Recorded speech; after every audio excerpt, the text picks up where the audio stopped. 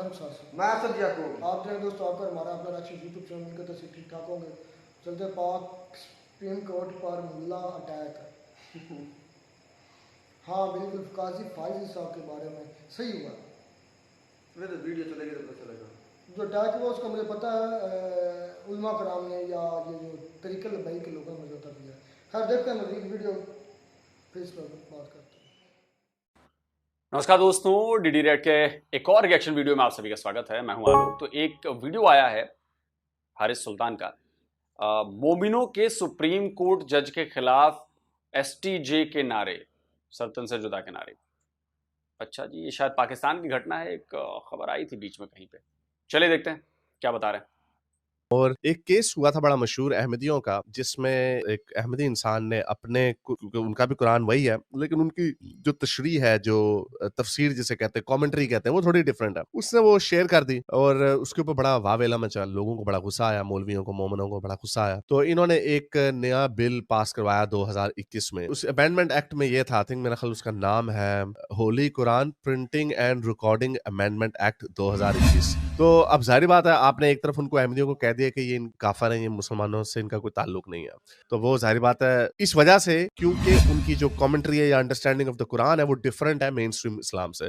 तो इस वजह से आपने उनको पहले तो कह दिया कि काफिर हैं। अब काफिर हैं तो फिर उनको करने दो जो कुछ करते हैं। अब वो भी बकरा ज़िबा करें। तुमने भी सुन्नत इब्राहिमी चोरी की, जो कि यहूदियों का नबी था। तो ये तंग करते हैं उनको कि आप ना मस्जिदें बना सकते हैं, ना आप कुर्बानी दे सकते हैं, और आप अपने जो जो आपकी होली बुक है कुरान, उसकी अंडरस्टैंडिंग भी अपने हिसाब से नहीं कर सकते। तो बहरहाल वो बंदा था, उसने वो एक्जीचीसिस थी, कई लोग पैम्फलेट्स लिखा हुआ, लेकिन मुझे याद है कि वो उसकी अपनी तफसीर थी, वो उसने शेयर की। तो मौलवियों ने पकड़ लिया उसको और उसको जेल में बंद कर दिया। जेल में बंद कर दिया। उस वक्त कानून नहीं बना था, कानून बाद में बना, ये अमेंडमेंट एक्ट 2021 का जो है प्रिंटिंग एंड रिकॉर्डिंग। तो उस पे इन्होंने, जो छोटे जज होते हैं वो उनको सजा दे देते हैं, उन्होंने सजाए मौत दे दी। फिर वो मामला जाता है, फिर वो अब सुप्रीम कोर्ट में गया। तो सुप्रीम कोर्ट में जस्टिस फायज ईसा उन्होंने कहा कि हर नॉन मुस्लिम को अपना मजहब आजादी से मनाने की इजाजत है। जैसे ये इंडिया में कहते हैं कि हमारी मस्जिदें बनने दो, हमें सड़कों पे नमाजें पढ़ने दो, चाहे कनाडा हो, अमेरिका हो, ब्रिटेन हो, जहां मर्जी हो। मोमिनों को अपने माइनॉरिटी के हकूक याद आ जाते हैं। बड़े बहुत ही वैसे 2 नंबर लोग हैं, लेकिन अपने मुल्क में क्या करते हैं, किसी को सांस भी नहीं लेने देते, अहमदियों को जीने नहीं देते। जैसे अभी अभी ये बकर ईद हुई थी, उनके घरों में छापे मार के उनके फ्रिजों में देखा कि गोश्त अगर पड़ा हुआ तो तुमने कुर्बानी क्यों की, तुम तो काफर हो। अब भाई काफर तुमने कह दिया उनको, अब वो अपने मजहब के हिसाब से जो मर्जी करें, चाहे कॉपी पेस्ट हो। तुम्हारा इस्लाम पूरा कॉपी पेस्ट है क्रिश्चियनिटी और जुडाइज्म का, थोड़ी सी चीजें बीच में डिफरेंट है। तो क्या इंग्लैंड वाले तुम्हें चिपेड़े मार के कहें कि चलो निकले, जैसे तुमने मारा, कॉपी पेस्ट मारा तुमने। लेकिन वो चूंकि महजब मुआशरे हैं और वो उसकी कीमत अदा कर रहे हैं, वहां पे बर्तानिया में, फ्रांस में, जर्मनी में, कनाडा में क्या हो रहा है, वहां पे मोमिन तन दनाते फिर रहे हैं। और वो गोरे परेशान हो गए। वो कह रहे हैं यार, हमने बाकियों हिंदुओं चाइनीज को भी बुलाया था, उन्होंने तो इस तरह की हरकतें नहीं की। ये कौन से बेशर्म लोग आ गए। वो इसलिए आ गए हैं कि वो इस तरह के लोग हैं। तो बहरहाल काजी फायज ईसा ने ये बयान दिया कि सारों को हक है अपनी जिंदगी जिस तरह मर्जी गुजारे। तो ये देखें, ये बांदर किला खेड़न वाले बांदर सारे सारे मोमिनियों, बीच में हिजाबी औरत भी है। और इसको अगर वेस्ट में कुछ कहेगा कि तुमने ये क्या टोपी पहना हुआ, टोपी ड्रामा लगाया हुआ, तो आगे से इस्लामोफोबिया का रोना रोएंगे, बड़े मासूम बन जाएंगे। और अपने मुल्क में क्या करते हैं देखें।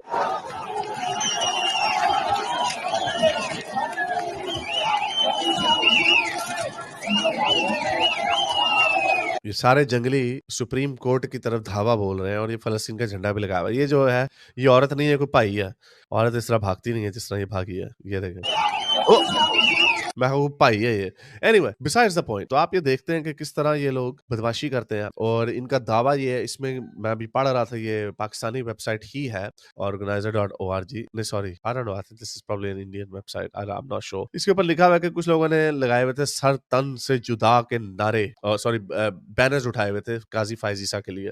तो ये वो हाल है इस मुल्क का कि इन्होंने शुरू कर देते हैं बदमाशी, और जब ये बदमाशी शुरू होती है फिर ये रुकती नहीं है। अब देखें, ये वाला जो लॉ था, मुझे याद है जब ये आया था कुरान की। लेकिन हारिस भाई, पता है, मैं इस चीज को सपोर्ट करता हूं। अब आप सुन के मेरी बात हंसेंगे, कहीं ये क्या बात हो गई, ये तो एनार्की है, ये सिस्टम ना मानने की बात है, ये स्टेट का रूल फॉलो नहीं करने की बात है, और आप कह रहे हैं कि इसका सपोर्ट करता हूं। हाँ, बिल्कुल मैं सपोर्ट करता हूं। मैं इस हक में हूं कि पाकिस्तान में जमहूरी निज़ाम को ख़त्म किया जाए और प्रॉपर इस्लामिक निज़ाम वहां पर कायम किया जाए, जो शरिया लॉ के तहत चले, बिल्कुल जरा भी इधर उधर ना हो। और ये लोग वही करने की कोशिश कर रहे हैं। मैं बिल्कुल इस बात के सपोर्ट में हूं कि वहां पे सब कुछ शरिया लॉ के हिसाब से हो, जो सजाएं हो वो शरिया लॉ के हिसाब से हो। जो शरिया लॉ जो कहता है कि लड़कियों को बाहर नहीं निकलना चाहिए, बिल्कुल पर्दे में ढक कर रखो, आंखें तक बंद कर दो, बिल्कुल मैं इसके सपोर्ट में हूं। पाकिस्तान में यह होना चाहिए, क्योंकि पाकिस्तानी दावा करते हैं कि देखो जी इस्लामिक रूल से चलेगा तो सब कुछ ठीक हो जाएगा। अब मुझे सुन के हंसी आती है कि भाई जो देश इस्लाम के नाम पर बना, जिस देश में 98% लोग जो हैं वो इस्लाम को फॉलो करने वाले हैं, और उसी देश का कोई बंदा कहता है कि जी हम इस्लाम पर नहीं चल रहे और इस्लाम के मुताबिक चलना चाहिए, इस्लाम पर चलेंगे तो सारी चीजें ठीक हो जाएंगी, तो सुन के हंसू नहीं तो और क्या करूं। कि जो 98% इस्लामिक देश है, 98% मुसलमान रहते हैं, वहां पर वो इस्लामिक रूल फॉलो नहीं करवा पा रहे हैं, लेकिन ब्रिटेन में शरिया लॉ लगवाने की तैयारी में है, फ्रांस में शरिया लॉ लगवाना है उन्हें, जर्मनी में शरिया लॉ लगाना है, इटली में शरिया लॉ लगाना है। भाई जो इस्लामिक मुल्क हैं पहले वहां पर तो शरिया लॉ लगवा लो भाई, तभी तो आपकी बात भी सुनी जाएगी। कि मैं कहूं कि मैं जी चीनी नहीं खाता, मैं गुड़ नहीं खाता, लेकिन दूसरे देश में जाकर कहूं अरे चीनी खाना तो बड़ी अच्छी बात है, गुड़ खाना तो बड़ी अच्छी बात है, तो पलट के कोई सवाल तो पूछेगा ना मुझसे, अबे तू तो खाता नहीं है चीनी और गुड़ और तू कह रहा है कि चीनी और गुड़ खाना बड़ा अच्छा काम है। तो ये सवाल तो उठेगा ना कि 98% मुसलमान रहते हैं, इस्लाम के नाम पर उस देश को बनाया गया और वहीं पर शरिया कानून नहीं है। भाई ये तो गजब दोगलापन है।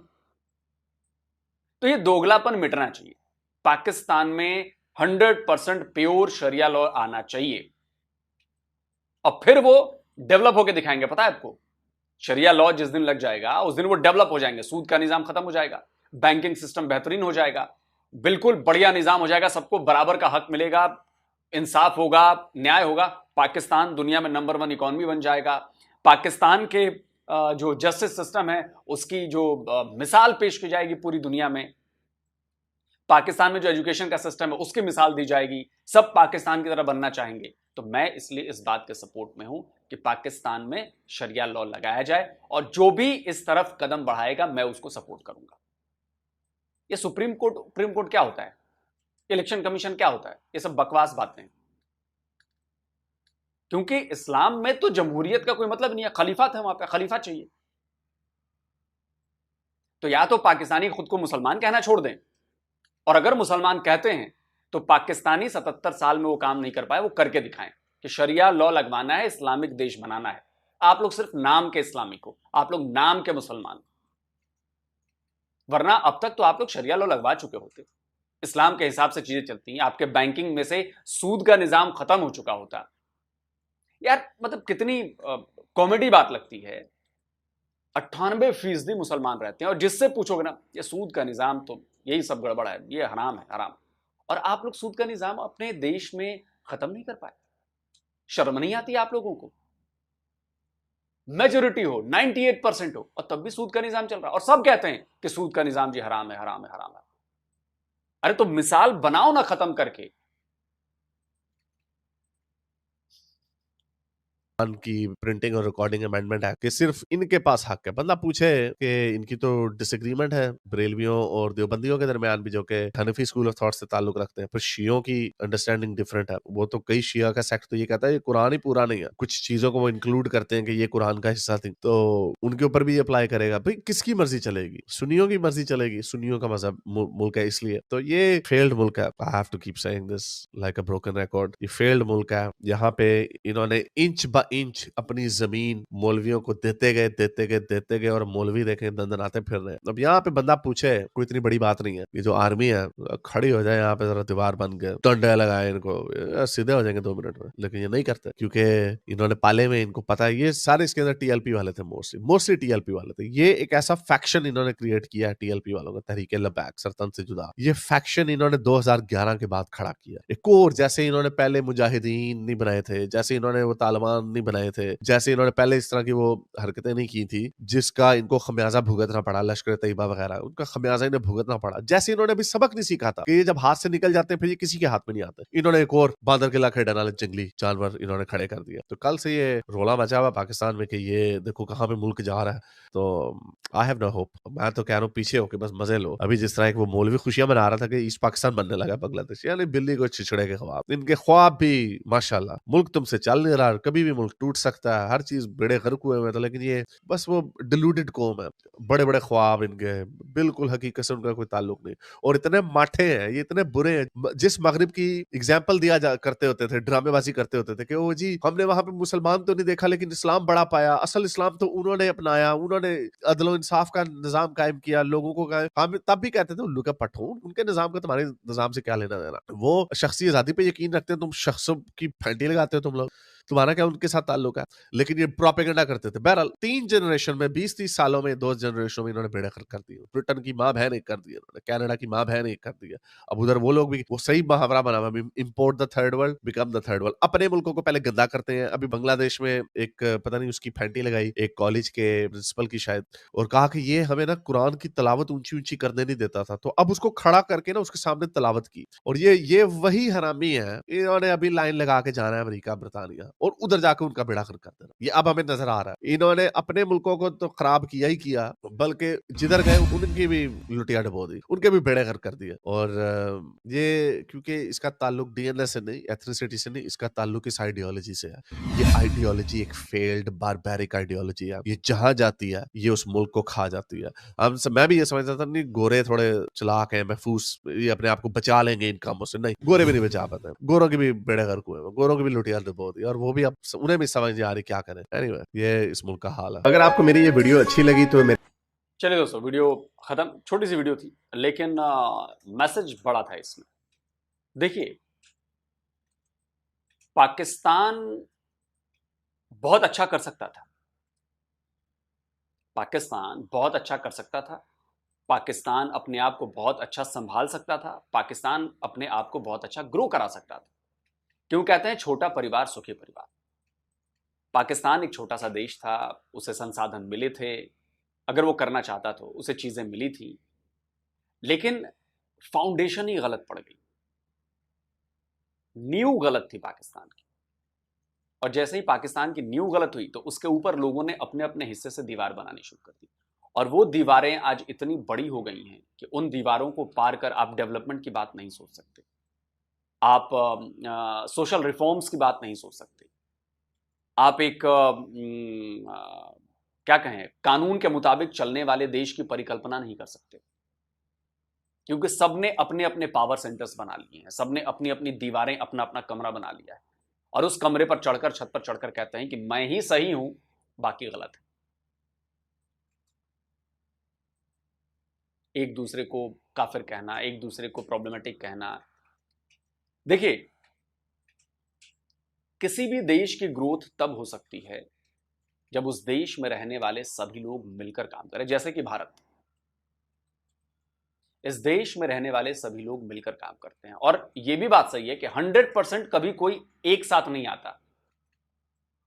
आप घर में भी देख लो, 5 लोग हैं ना, वो पांचों एक साइड में नहीं हो सकते, तो ये नेचर का लॉ है। लेकिन होता क्या है कि यहीं पर आती है बहुमत की बात, कि अगर मैं कहूं कि मुझे ये फोन खरीदना है और मेरे घर में 5 लोग रहते हैं और उनमें से 4 मेरी इस बात से अग्री हैं, तो फिर ये बात मानी जाएगी, उस एक की बात नहीं मानी जाएगी जो इससे डिसअग्री है। तो अगर किसी देश को ग्रो करना है तो मान लीजिए वहां पर अलग अलग एथनिसिटी के लोग हैं, अलग अलग रिलीजन के लोग हैं, तो उनमें से मेजोरिटी देखा जाएगा कि भाई इस एक काम को करना है, इसके लिए कितनी मेजोरिटी है मेरे पास। और अगर ज्यादा लोग कहते हैं कि नहीं ये काम करना चाहिए, तो फिर वो देश में वो काम किया जाता है। तो इससे क्या होता है कि एक ट्रस्ट भी बिल्ड होता है और धीरे धीरे चीजें आगे बढ़ती। एक तरीका है चाइना वाला, कि भाई सिंगल पार्टी की सरकार है, वो जो तय करेगी उसमें जनता की कोई भागीदारी नहीं है, जनता से कुछ पूछा नहीं जाएगा, उसे अच्छा लग रहा है ये काम होगा, देश में वही काम होगा। एक तरीका वो है। एक तरीका है मिडिल ईस्ट वाला, कि भाई मैं यहां का सुल्तान हूं, मैं यहां का सबसे पावरफुल परिवार हूं और मैं ही इस देश को चलाऊंगा और मेरे हिसाब से ही चीजें चलेंगी, वही होगा। एक तरीका है हमारा डेमोक्रेटिक, पब्लिक चुनती है कि ये हमारे रिप्रेजेंटेटिव होंगे, वो रिप्रेजेंटेटिव फैसले लेते हैं, हो सकता है कुछ फैसले जनता को अच्छी नहीं लगे, जैसे फार्म लॉ थे वो वापस लिया गया। तो ये डेमोक्रेसी, कि मेजोरिटी अगर चाहती है कि चीज नहीं होगी तो वो नहीं होगी, अगर मेजोरिटी चाहती है कि ये चीज होगी तो ये होगी। मेजोरिटी का मतलब किसी एक रिलीजन से नहीं, मेजोरिटी का मतलब है कि अगर इस देश में 100 लोग रह रहे हैं, अगर 100 में से 51 लोग ये चाहते हैं कि ये काम होगा और 49 लोग चाहते हैं कि ये काम नहीं होगा, तो वो 51 की ही बात मानी जाएगी क्योंकि मेजोरिटी उसके पास है, उसमें हर तरह के लोग शामिल। अब आते हैं पाकिस्तान के ऊपर। पाकिस्तान इतना कंफ्यूज है कि एक तो उसकी आइडेंटिटी क्राइसिस, एक कल्चरल क्राइसिस, उसके ऊपर से उसके लीडर्स के पास विजन का नहीं होना, ये सारी क्राइसिस मिलकर पाकिस्तान को बनाती है और इसीलिए पाकिस्तान फेल्ड स्टेट है। अभी फिर मैंने देखा कि शहबाज शरीफ ने चिट्ठी लिखी है, पता नहीं क्या गए हैं शायद मिडिल ईस्ट देशों के पास कि भैया कुछ दे दो, कुछ $1 बिलियन दे दो, हालत बड़ी ख़राब हो रही है, महंगाई बढ़ रही है, हमारे पास पैसे नहीं, दे दो भाई दे दो। ये कुछ लगाया है। IMF का प्रोग्राम अलग चल रहा है। तो कुल जमा कहने का मतलब ये है कि पाकिस्तान को बना तो लिया गया, लेकिन वो देश चलेगा कैसे, ये 77 साल बाद भी 25 करोड़ में से एक पाकिस्तानी को नहीं पता है कि इस देश को कैसे चलाया जाए, इस देश में जो लोग रहते हैं उनका भला कैसे किया जाए, नहीं सोच सकते, उतनी कैपेबिलिटी नहीं है उनके माइंड में। ये प्रॉब्लम है पाकिस्तान। और बाकी मैं सपोर्ट करता हूं कि भाई पाकिस्तान में शरिया कानून आना चाहिए। जल्दी मिलता हूं एक और नए वीडियो के साथ। नमस्कार, जय। तो जी दोस्तों वीडियो होगी ख़त्म। भाई हम कादियानियों को मुस्लिम नहीं मानते, और उसकी सबसे बड़ी वजह एक ही है। बड़ी वजह जो भी हो, जब हमने कह दिया कि वो हमारे दायरा है इस्लाम से खारिज है, तो फिर वो अपनी किताब को कुरान नहीं कह सकते, फिर वो अपनी मस्जिद को, अपनी इबादतगाह को मस्जिद नहीं कह सकते, फिर वो कुर्बानी नहीं कर सकते, फिर वो कापी पेस्ट से याद आया, बेगैरत हैरिस ने बोला कि आपका सारा का सारा जो दीन है वो कापी पेस्ट है, जुडिज्म क्या नाम ले रहा था। और हैरिस राम के पिल्ले, हमारा मज़हब कापी पेस्ट नहीं है, किसी का भी कप पेस्ट नहीं है, किसी मज़हब की वो कापी पेस्ट। हाँ, पिछले अंबिया कराम का अज़कार ज़रूर है, जिक्र जरूर है, वो भी हमारी तनबीह के लिए। उन कौमों ने अपने अंबिया कराम के साथ ये किया तो उनके साथ ये हुआ, इसलिए आप ऐसा मत करना। वो हमें सिर्फ नसीहत के लिए बयान किया गया है, कापी पेस्ट नहीं है। अच्छा, अक्सर सवाल ये होगा ना, शायद पता ही हो इन लोगों को, क्या आप ऐसे मुसलमान क्यों इन लोगों को मानते हैं? तो सीधी सी बात है मेरे भाई, जो हमारे नबी को आखिरी नबी नहीं मानता, जो हमारे नबी की ख़त्म नबूवत की चादर है उस पर दाग लगाता है, हम उसे कैसे मुसलमान मान लें? गोरे की सर्च है, मुझे बुक और गोरे का नाम याद है, मैं आपको साथ लिंक शेयर कर दूंगा। उसमें एक जुमला कहा था, उसने कहा मुसलमानों को अगर कमज़ोर करना है ना, सिर्फ एक काम कर दो, उनके दिल से उनके नबी की मोहब्बत ख़त्म कर दो, तो फिर जो मर्जी चाहो उनसे कर लो। क्योंकि वो कह रहे हैं, उसके कहने के मुताबिक उसने सच किया, गोरा से बात नहीं करता। उसने कहा कि इनके अंदर सिर्फ एक चीज़ उनको जोड़ देती है, बाकी कोई ऐसे इनके अमल जोड़ने वाला नहीं है, और वो है उनके नबी की मोहब्बत। वो कहते हैं जब इनके नबी की बात आती है तो ये कटने मरने के लिए तैयार होते हैं, काटने मारने के लिए तैयार हो जाते हैं, खुद भी कट जाएं मर जाएं फ़ख्र समझते हैं, और सामने वाले को भी काट दें मार दें फ़ख्र समझते हैं। और ये सच है। इसे कहते हैं हिप्नोटिज्म।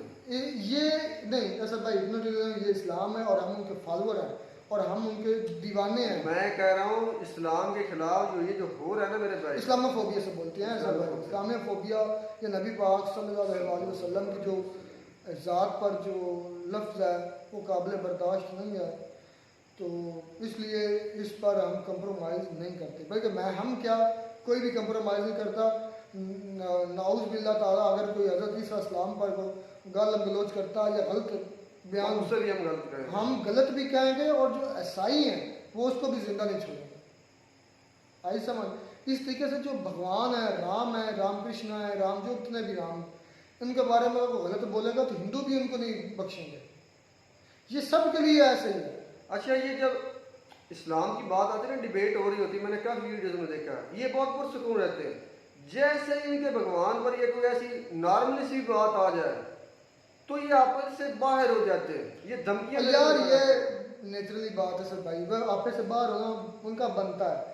जब भी लीडर की बात होती है, फिर ऐसा लीडर जो मजहबी लीडर और इमोशन के साथ जिसके साथ हम अटैच होते हैं, उनकी बात और जाहिर बात है तकलीफ तो होती है। टू द पॉइंट ये है कि वो मुस्लिम नहीं है एमबीए भाई। अच्छा, काजी फाइज ईसा ने जो स्टेटमेंट दी थी वो थी कि मतलब कि तमाम मज़हब के लोगों को इक्वल राइट्स हैं, वो अपने मज़हब की फॉलो करें। भाई सबसे ज़्यादा तक एक थी काफर जो है ना, वो ख़तरनाक नहीं है हमारे लिए, मुनाफिक। हमारे लिए मुनाफिक ज़्यादा खतरनाक है। क्यों? क्योंकि उसका लिबास, उसकी चाल ढाल, उसका सारा कुछ तो हमारे जैसा है। अब हिंदू है ना या क्रिश्चियन है, उनमें तो हमें एक वाज़ा फ़र्क है, पता चल जाएगा यार ये क्रिश्चियनिटी को मानने वाला है, उनके कैद और है, हमारे कैद और। लेकिन ये जो कादियानी है ये साले मुनाफिक है, इनका थोड़ी सी चीज़ों में हमसे इख्तिलाफ है, और जो चीज़ों से इख्तिलाफ है वही सबसे बड़ी चीज़ है।